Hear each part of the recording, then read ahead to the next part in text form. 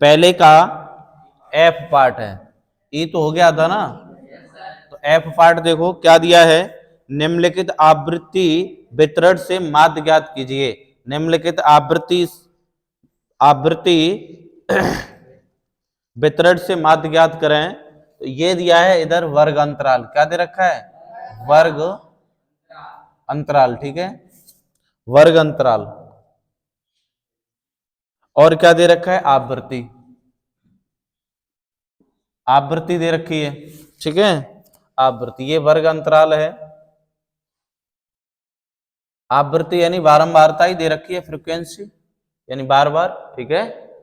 तो यहां से वर्ग अंतराल कितना दिया है, 10, 0 से 10 और 10 से 20, और कितना दिया है 20 से 30, ठीक है, और 30 से 40 और 40 से 50, इतना ही दिया है। तो आवृत्ति कितनी है, 8, 12 और कितनी है 10, 11 और कितनी है 9, ठीक है। और यहां योग,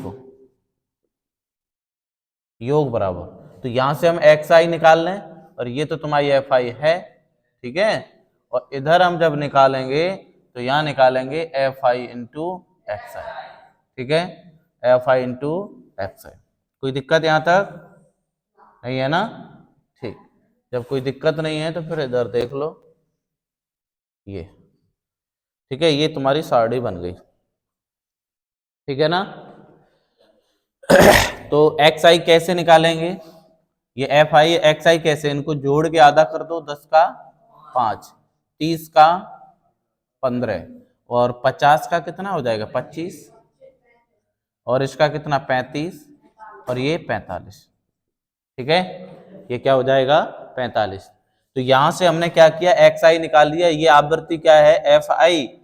अब क्या करोगे, इनका आपस में गुणा कर लेते हैं, 8 पंजे कितना हो जाएगा 40 और 12 का 15 में गुणा, तो 12 पंजे कितना हो जाएगा 60, हासिल 6 और 12 और 6 कितना हो जाएगा 18, 180 हो जाएगा।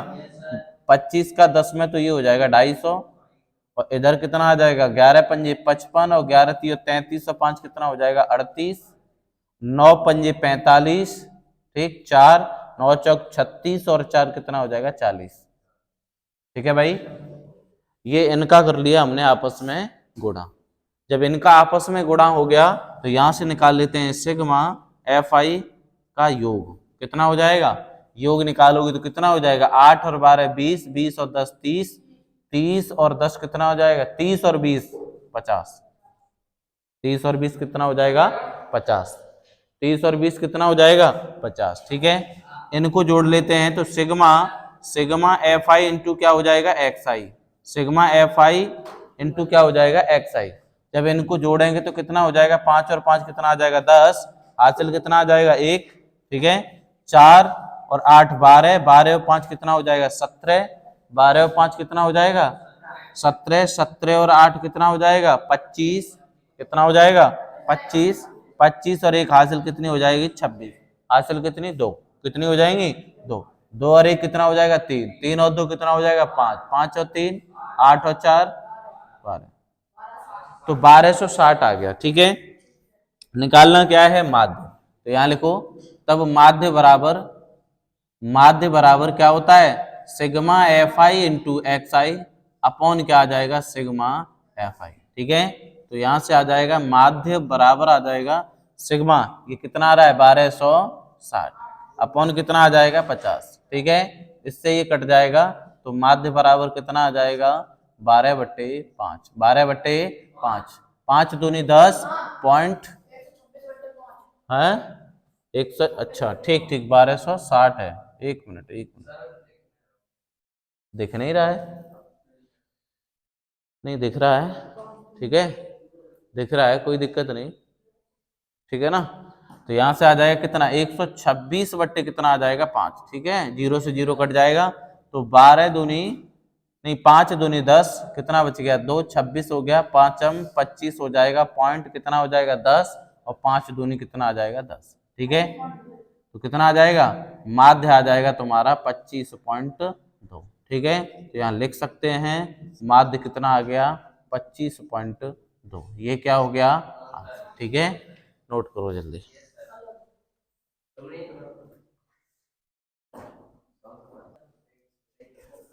सवाल नंबर 2, इधर देखो, सवाल नंबर 2, किन्हीं 5 खंडों को हल कीजिए। पेपर में क्या लिखा है? किन्हीं किन्हीं 5 खंडों को 5 खंडों को हल कीजिए। ठीक है, 5 खंडों को हल कीजिए।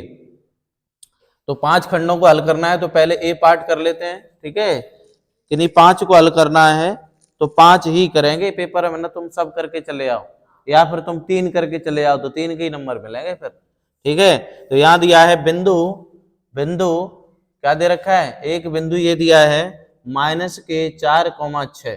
ठीक है, -के4,6। उसके बाद में 2 बिंदु दे रखे हैं। बिंदु ए कितना दिया है? -के6,10,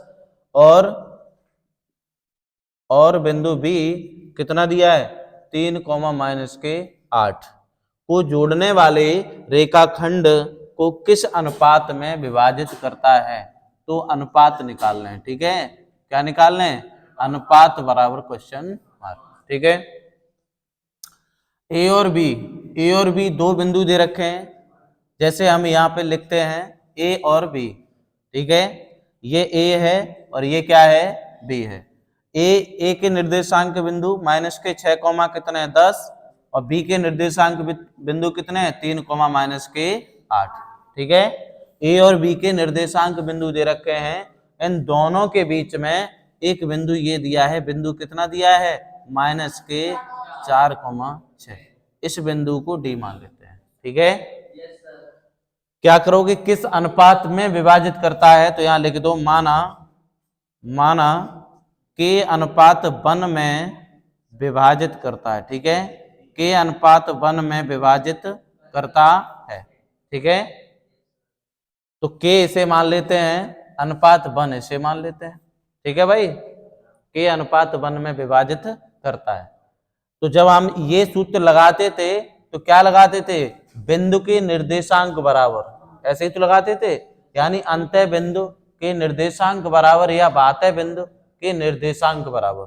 ठीक है, तो ये क्या करोगे? जब न तो इसने अंतः दिया है न बाह्य दिया है, तो कौन सा सूत्र लगाएंगे? अंतः वाला ही लगाएंगे। तो अंतः बिंदु के निर्देशांक बराबर यहां लिख सकते हो। ठीक है, अंतः बिंदु के निर्देशांक। ठीक है भाई, अंतः बिंदु की निर्देशांक कितने दे रखे हैं? -के4,6। अंतः बिंदु के निर्देशांक बराबर क्या लगाएंगे? m1 इंटू x1, नहीं x2 plus m2 into x1 upon m1 plus. अब सुनो इधर, चलो यहाँ डी कर लेते हैं। पॉइंट ये निर्देशांक ना लिखो, डी लिख लो, बाद में लिखेंगे क्योंकि सूत्र लगा रहे हैं। ठीक है, तो m1 यहाँ आ जाएगा m2। ठीक है भाई, ऐसे ही यहाँ आ जाएगा m1 into y2 plus m1 into y1 upon क्या आ जाएगा? m1 plus m2।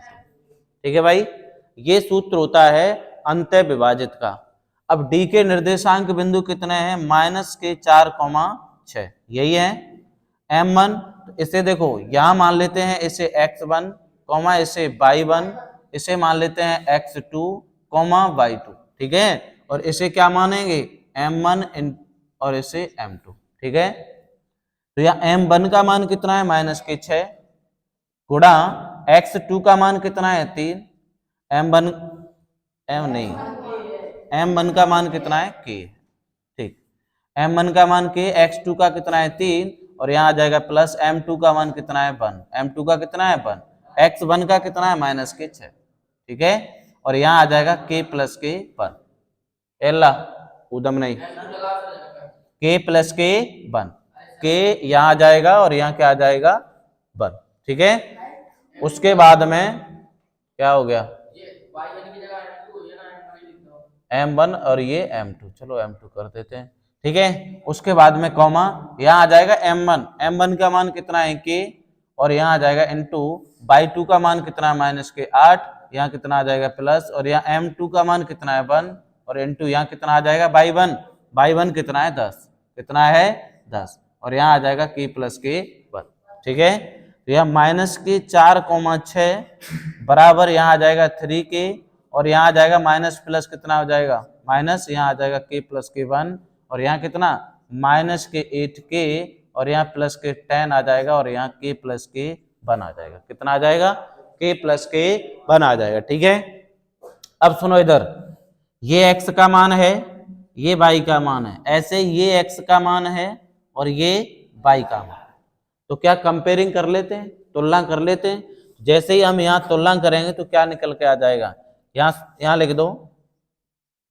ठीक है, तुलना करने पर जैसे ही हम तुलना करेंगे तो यहाँ क्या आ जाएगा, यहाँ आ जाएगा माइनस के 4 आ जाएगा, माइनस के 4। भाई x और x या y और y कोई ले सकते हो, अनुपात निकल के आ जाएंगे। तो माइनस के 4 बराबर, माइनस के 4 बराबर क्या, यही तो है x का मान, कितना दिया है 3k माइनस के 6 और k प्लस के 1, यही तो दिया है।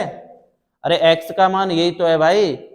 ठीक है, दिखाई दे रहा है, चलो ठीक है। तो यहां से क्या करोगे, बराबर यहाँ दिया है माइनस के 4, इसके नीचे 1 क्रॉस मल्टीप्लाई, तो ये माइनस के 4k और माइनस प्लस क्या हो जाएगा 4 एकन 4, बराबर इधर आ जाएंगे 3k और माइनस के 6।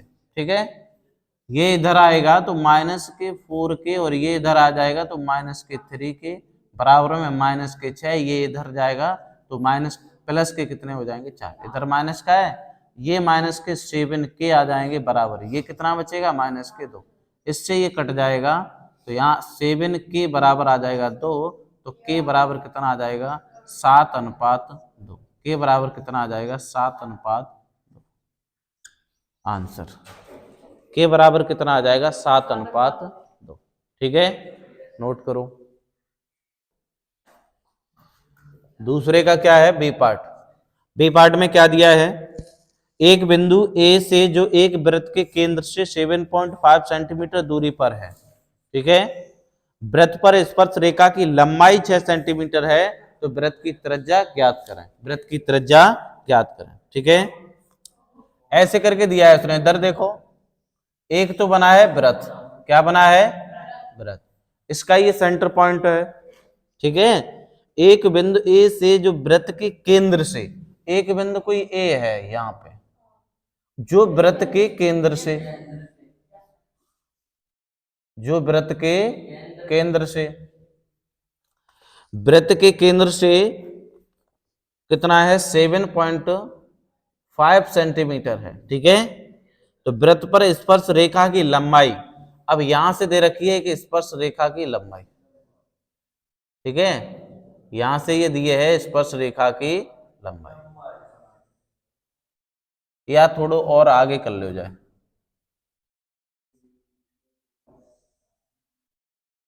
स्पर्श रेखा की लंबाई। ठीक है भाई, ये स्पर्श रेखा है, स्पर्श रेखा की लंबाई कितनी है 6 सेंटीमीटर। ठीक है, तो वृत्त की त्रिज्या ज्ञात करें, यानी ये वाली त्रिज्या कहाँ स्पर्श कर रहा है, यही तो कर रहा है यहाँ पे स्पर्श, तो ये वाली त्रिज्या निकालनी।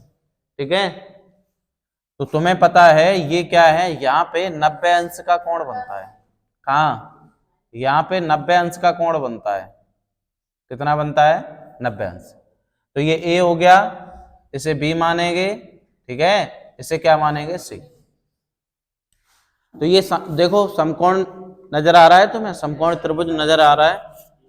देखो इधर यहाँ तो थीटा है तुम्हारा, थीटा के सामने की भुजा ये तो लंब होती है, और लंब है वही तुम्हारी त्रिज्या है, ये क्या है त्रिज्या है, और 90 अंश के सामने की भुजा हमेशा याद रखो कर्ण होती है, क्या होती है कर्ण होती है। ठीक है, तो बाकी ये क्या है आधार ही तो है, ऊपर वाला आधार है, तो यहाँ लिख सकते हैं, क्या लिख सकते हैं त्रिभुज ABC में पाइथागोरस प्रमेय से, ठीक है, पाइथागोरस प्रमेय से क्या करोगे, कर्ण का वर्ग बराबर लंब का वर्ग प्लस आधार का वर्ग होता है। कर्ण कौन सा बताया हमने, 90 अंश के सामने की भुजा कर्ण, यानी 7.5 सेंटीमीटर स्क्वायर, और लंब तुम्हें निकालना है, प्लस आधार कितना है 6, आधार कितना है 6 का वर्ग। इसका जब वर्ग करोगे तो कितना हो जाएगा देखो, हाँ कितना हो जाएगा, 5 का 5 में कर दोगे तो कितना हो जाएगा 25। हमने एक और बताया था शॉर्ट ट्रिक, कैसे, इकाई अंक अगर 5 है तो 5 का पूरा हो जाएगा 25, जहां में एक और जुड़ जाए तो 8, 8 सत्ते कितना हो जाएगा 56, के अंक बाद 2 अंक बाद पॉइंट आ जाए, समझ गए। तो यहाँ से आ जाएगा लंब स्क्वायर प्लस ये कितना हो जाएगा 36, यहाँ से अगर घटाया जाए तो 56.25, यानी 2 5 में से कितना घटाएंगे 36, तो यहाँ कितना बचेगा तुम्हारा, यहाँ तो 25 आ जाएगा, यहाँ 0, यहाँ आ जाएगा ये, तो कितना आ जाएगा, तो यहाँ से देखो 56.25 यानी 2 5, ये इधर आएगा तो माइनस के 36 बराबर में लंब स्क्वायर, इधर ये हो जाएगा लंब का स्क्वायर, ठीक है। इसमें से ये घटाओगे तो कितना आ जाएगा 20.25, और यहाँ आ जाएगा लंब स्क्वायर, जब ये इधर जाएगा तो अंडर रूट चढ़ जाएगा, क्या चढ़ जाएगा, अंडर रूट चढ़ जाएगा, ठीक है, इधर बचेगा लंब।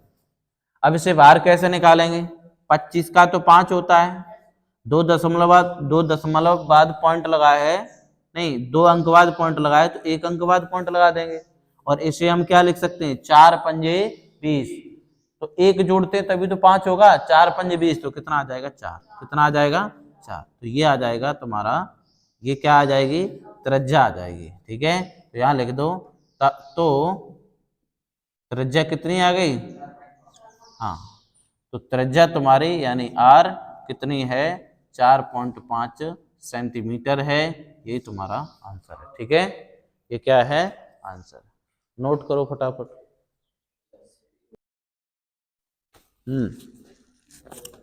2 का सी यानी तीसरा पार्ट 2 करवा दिए। सिद्ध कीजिए कि किसी त्रिभुज की 2 भुजाओं को एक ही अनुपात में विभाजित करने वाली रेखा त्रिभुज की तीसरी भुजा के समांतर होगी, ठीक है।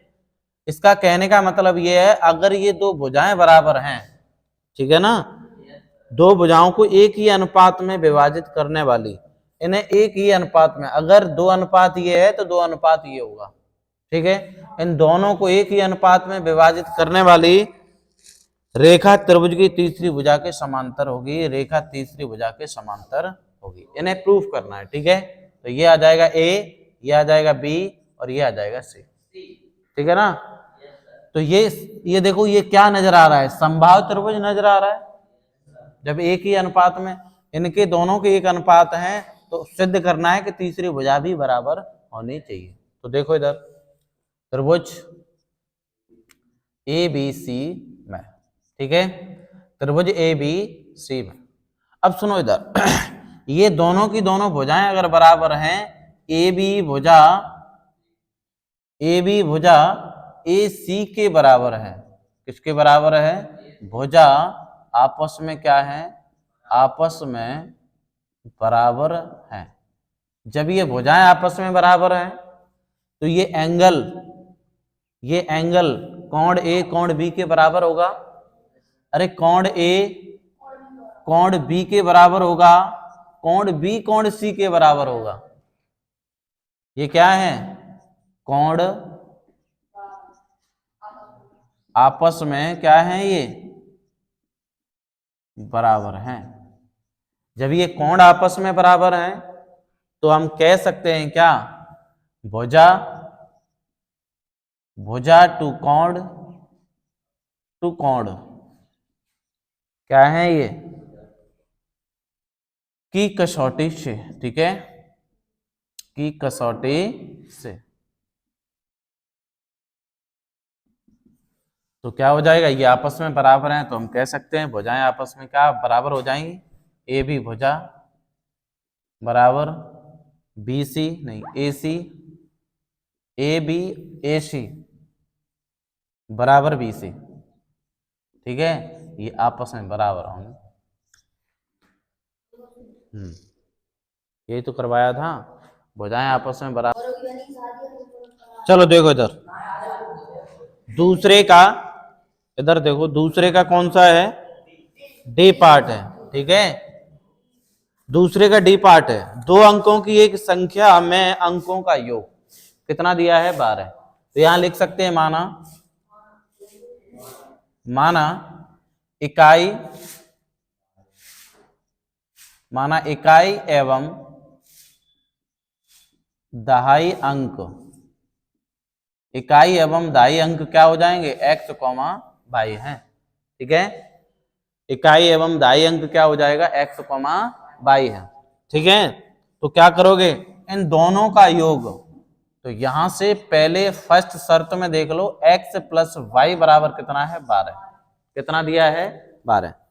उसके बाद में अंकों का स्थान बदलने पर, अंकों का स्थान बदलने पर उसके बाद में क्या हो जाएगा, tan x प्लस के वाई, ये होगा ना, tan x प्लस के वाई पहला अंक हो गया। स्थान बदलने पर प्राप्त संख्या, यानी इसका जब स्थान बदलोगे तो क्या हो जाएगा, यहां आ जाएगा x प्लस के tan y, पहली ये संख्या है, स्थान बदलने पर प्राप्त संख्या से 18 अधिक है। कितना अधिक है, 18 अधिक।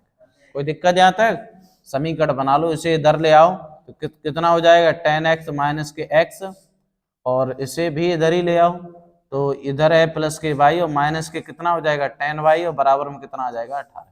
ठीक है, सवाल करवा दिया है, इसमें से ये घटाओगे तो 9x, और ये कितना हो जाएगा, माइनस के 9y, बराबर में कितने, 18। तो यहाँ से 9 कॉमन, तो x माइनस के y बराबर में कितने, 18, 9 दूनी 18। तो यहाँ से कितना आ जाएगा, x माइनस वाई बराबर, x माइनस वाई बराबर कितना आ जाएगा, 2। समीकरण नंबर क्या डाल रहे हैं, समीकरण नंबर 1। ठीक है, समीकरण 1 एवं समीकरण 2 से। ठीक है, समीकरण 1 में से ही घटा देते हैं, समीकरण जोड़ोगे, देखो x प्लस ये जोड़ोगे तभी निकलेगा, तो समीकरण 2 को जोड़ देते हैं। तो जब जोड़ोगे तो यहाँ आ जाएगा x प्लस वाई बराबर कितना, 12, और यहाँ x माइनस के वाई बराबर कितना आ जाएगा, 2, और यहाँ से इससे ये कट जाएगा तो 2x बराबर कितना आ जाएगा, 14। तो यहाँ से आ जाएगा 7, x बराबर कितना आ गया, 7। ठीक है, x का मान समीकरण 1 में रख दो। जब समीकरण 1 में रखोगे तो x प्लस वाई बराबर में कितना आ जाएगा, 12, x की जगह 7 प्लस वाई बराबर 12, तो यहाँ से y बराबर निकलेगा 7, नहीं 12 माइनस के 7, तो y बराबर कितना आ जाएगा, 5। ठीक है, तो संख्या क्या आ जाएगी, यहां लिख दो, अतः संख्या, अतः संख्या क्या हो जाएगी, अतः संख्या क्या आ जाएगी, बताओ, x, y, तो x को क्या माना, इकाई, और y को क्या माना, दहाई। तो इकाई तो पहले आती है ना, x का मान इकाई हो जाएगा, और y क्या है, दहाई, यही तो है। तो यहां संख्या आ जाएगी कितनी, x का इकाई कितना है, 7, और दहाई कितना है, 5। संख्या क्या हो जाएगी, 57। कितनी हो जाएगी, आंसर। ठीक है, ला नोट करो। देखो इधर ई पार्ट देखो, 4 करवा दिए, 5 करवाने हैं, तो एक ई पार्ट ये है। इसमें दिया है द्विघात समीकरण, क्या दिया है, द्विघात समीकरण। अगर बोल दे तुमसे द्विघात समीकरण की बात कहे या किसकी बात कहे, बहुपद की बात कहे, बात एक ही। ठीक है, जैसे यहां दिया है रूट के 3x², और क्या दिया है, माइनस के 11x, और प्लस कितना दिया है, 8 रूट के 3 बराबर में 0 के मूल ज्ञात करें। मूल का मतलब x के मान निकालने हैं। ठीक है, अल्फा और बीटा के मान निकालने हैं। तो देखो 3 और 3 कितना हो जाएगा, रूट 3 3, तो 8 3 कितना हो जाएगा, 24। 24 के ऐसे फैक्टर करने हैं कि जोड़ करके क्या आ जाए, 11 आ जाए। 8 और 3, 8 3 11। ठीक है, तो रूट 3x² माइनस के 8 3 24, 8 प्लस 3 इंटू में x प्लस के 8 रूट के 3, 8 रूट के 3 बराबर में 0। यहां आ जाएगा रूट के 3x² माइनस के 8x, और माइनस प्लस माइनस के 3x प्लस के 8 रूट के 3 बराबर में 0। यहां से देखो कितना कॉमन आ रहा है, यहां से क्या कॉमन आ रहा है, बताओ भाई। यहां से कॉमन आ रहा है तुम्हारा है, रूट 3 तो आएगा ही नहीं, रूट 3 तो आ ही नहीं सकता है। यहाँ पे यहां से आ रहा है तुम्हारा x कॉमन, क्या आ रहा है, x। तो यहां से आ जाएगा कितना, रूट के 3x माइनस के 8। ठीक है, और यहां से √3 कॉमन आ रहा है, तो इसमें 3 में से आधा √3, तो √3 ही तो बचेगा इंटू मैक्स, माइनस गुणा प्लस क्या हो जाएगा माइनस, √3 चला गया कॉमन, तो यहाँ क्या बचेगा 8, कितना बचेगा बराबर में 0। ठीक है, अब यहाँ से √3x माइनस के 8 दोनों में कॉमन है, एक बार लिख लिया, तो x माइनस के क्या आ गया √3 बराबर में 0, और तुम्हें निकालना है क्या अल्फा और बीटा के मान, तो √3x माइनस के 8 बराबर में 0, और √3x बराबर में 8, और x बराबर 8 बट्टे √3, ये x का मान आ गया 1, और यहाँ से x माइनस √3 बराबर में 0, और x बराबर क्या आ गया √3, 1 ये आ गया। ठीक है, तो x बराबर कितने मान आ गए 8/√3, √3, ये तुम्हारे मूल निकल के आ गए अल्फा और बीटा के मान। ठीक है, नोट करो।